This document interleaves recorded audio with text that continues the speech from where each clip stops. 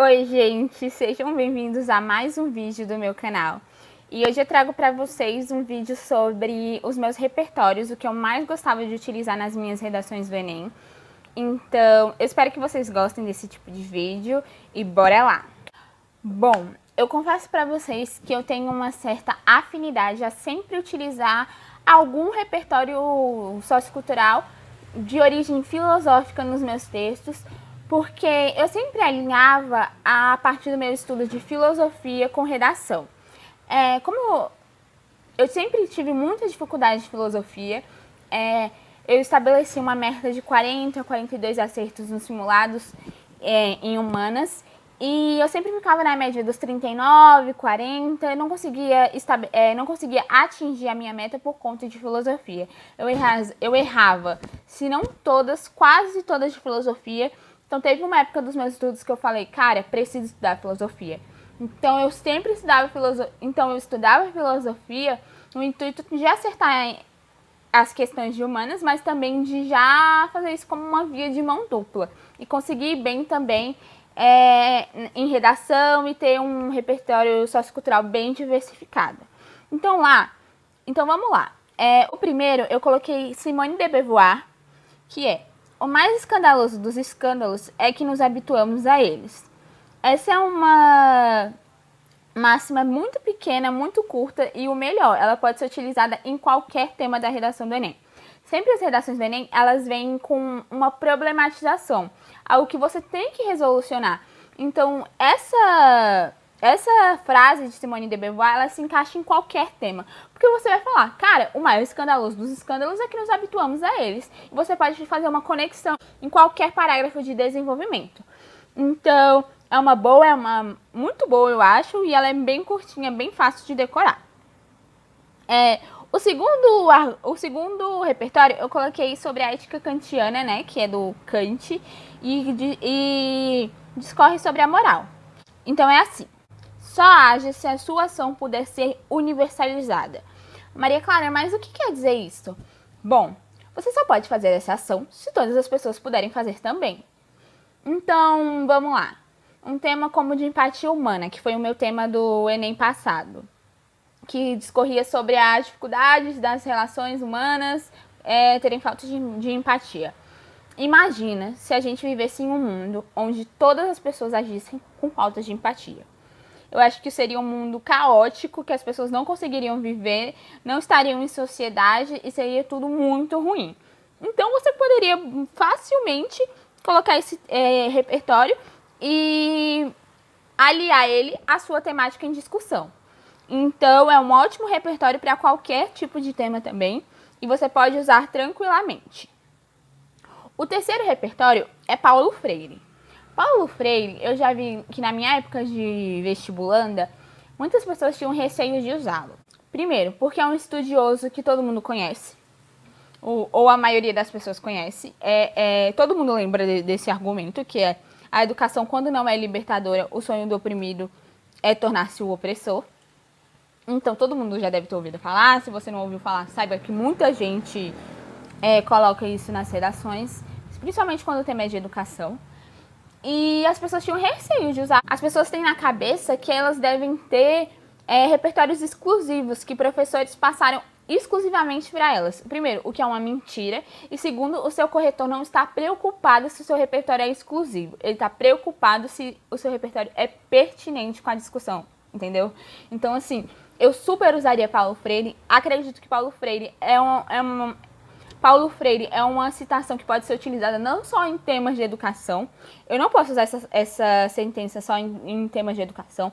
Se eu souber muito bem articular, eu posso usar em temas diversos. E eu acho também que, como é algo tão conhecido, tão difundido, se você tiver isso ali na sua cabeça e cair um tema de educação, poxa, pelo menos eu tenho uma citação que eu vou lembrar. De educação, então é Paulo Freire. E aí você pode aliar a aspectos sociológicos, culturais, dados estatísticos que podem ter dado no seu texto na sua proposta de texto. Então, assim, é bem tranquilo usar Paulo Freire. É uma coisa que muita gente usa e não se acanhe em usar repertórios que todo mundo usa. Sabe que você não é exclusivo. Você não é a única pessoa que sabe daquele repertório. O importante é você ter um repertório, né? O quarto é Chimamanda Adichie. Chimamanda ela é uma meio que exclusiva, que já não tá tão mais exclusiva, né? Desse mundo de cursinho, a gente sabe que tem certos autores que as pessoas colocam no coração e falam, ai, pouca gente sabe e acaba se difundindo e mal sabe que todo mundo tá sabendo.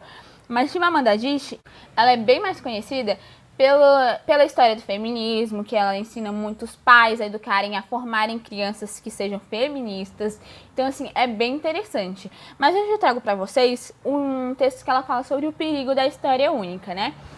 Nesse texto, ela discorre como é triste as pessoas que têm as suas histórias contadas, as suas vivências contadas por outras pessoas. E aí ela fala diretamente da África, de como a história da África sempre foi contada pelos imperialistas, sobre os colonizadores, sobre os dominadores, não pelo povo africano. Então, até então, o que ela sabia da própria história dela não era contada pelo povo dela. Ela buscava livros, ela buscava informações e era sempre contada pelos europeus. Então, assim, é muito importante Chimamanda Adichie. Na citação de hoje, ela fala: do que os escritores africanos me salvaram? De ter uma história única que não é contada pelo meu povo. Então, assim, é muito interessante você citar nisso. Eu acho que um tema de globalização, onde, querendo ou não, as coisas estão sendo cada vez mais manipuladas, você não tem o controle da informação, como a informação chega a você, como a história única de várias coisas estão acontecendo. Então, assim, é um repertório que pode ser utilizado em diversas temáticas se você souber encaixá-lo, a sua proposta. Por último, gente, mas não menos importante, eu gostaria também de falar sobre os filósofos contratualistas. É algo bem conhecido, todo mundo conhece, mas é algo que não é muito estudado a fundo pelos vestibulandos. Eu vejo muita gente ficar, o homem é o lobo do homem, a história de tabula rasa, nananã, não vou usar isso, todo mundo sabe. Como eu falei, saiba, nenhum repertório é exclusivo seu. E segundo, não é só citar não é só colocar a citação. Você tem que explicá-la e conectá-la ao seu texto. Então, assim, os filósofos contratualistas, eles podem ser citados em qualquer, escutem bem, em qualquer tema, se você souber articular. Tem uma aula sobre os contratualistas do canal Parabólica. Essa aula me ajudou muito. Essa aula acho que foi uma mudança assim na minha cabeça de vestibulanda para citação de redação. Toda redação eu conseguia citar um filósofo contratualista. Quando eu não sabia muito o tema, quando eu sabia o tema, eu queria citar porque eu achava interessante, eu achava pertinente. E me ajudou, me salvou bastante. Então, assim, eu vou colocar essa aula aqui do canal Parabólica para vocês assistirem aqui embaixo.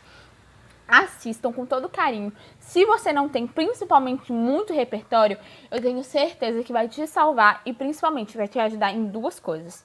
Em redação e na parte de ciências humanas do Enem. Então é isso, gente. O vídeo hoje é bem curtinho, mas eu só queria mesmo compartilhar com vocês um pouco disso, ajudá-los de alguma forma.